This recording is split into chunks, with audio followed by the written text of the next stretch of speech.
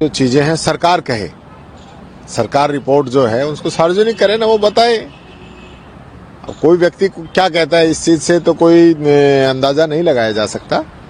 जबकि मैं ये कहना चाहूँगा, राम लुभाया जी बहुत ही सुलझे हुए व्यक्ति थे। उन्होंने बहुत मेहनत करके और ये रूपरेखा तैयार की थी, और जिलों के बनने से लोगों को बहुत बड़ा फायदा है।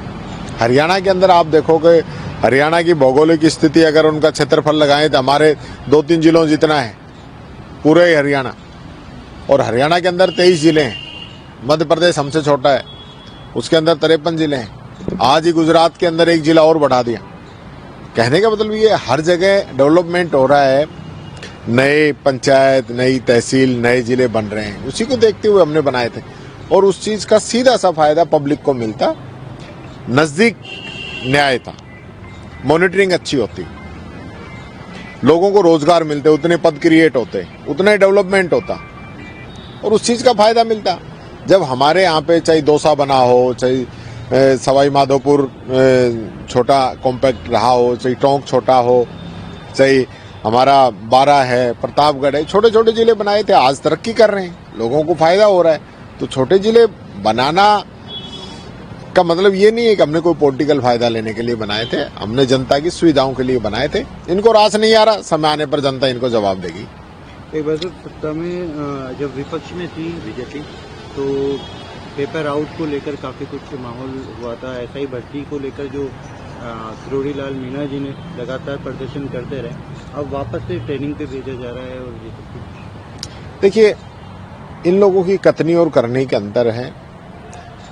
पूरा जो सरकार है, सरकार का ही अंग है किरोड़ी मीणा जी, जो लगातार इस भर्ती को लेकर उन्होंने काफ़ी दस्तावेज भी दिए, काफ़ी उन्होंने इसके लिए अधिकारियों के भी वो घर पहुंच गए।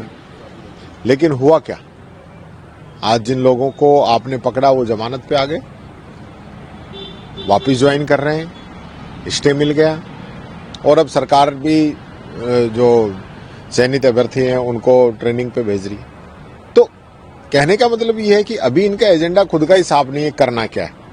ये खुद ही कहते थे आरपीएससी को भंग करेंगे, तो 1 साल तो हो गया, अब तक तो भंग नहीं कर पाए हैं। तो हाथी के दांत खाने के और दिखाने के और हैं, ये बीजेपी साबित कर रही है।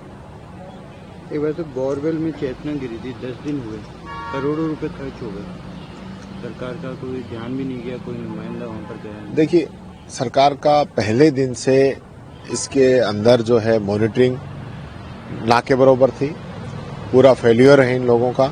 10 दिन के बाद में हम बच्ची को निकाल पाए हैं, और वो भी उसकी जान नहीं बचा पाए। इसके लिए आज हम आरोप प्रत्यारोप कर रहे हैं, वो तो एक अलग बात है। लेकिन 10 दिन के अंदर कभी ऐसा नहीं लगा कि सरकार की तरफ से कोई बयान आया हो, मुख्यमंत्री जी की कोई पहल रही हो, कोई मंत्री वहां पे पहुंचा हो, किसी ने स्थिति का जायजा लिया हो, कोई मॉनिटरिंग की हो, कुछ नहीं। 10 दिन के बाद हम खाली हाथ रह गए। तो ये एक बहुत बड़ा इस सरकार का फेल्यूर है। बात करते हैं राइजिंग राजस्थान की, बात करते हैं डबल इंजन की, एक बोरवेल से बच्ची की जान नहीं बचा पाए हम, और इससे ज्यादा क्या। और वीडियो के लिए हमारे चैनल को सब्सक्राइब करें और बेल आइकन को दबाएं।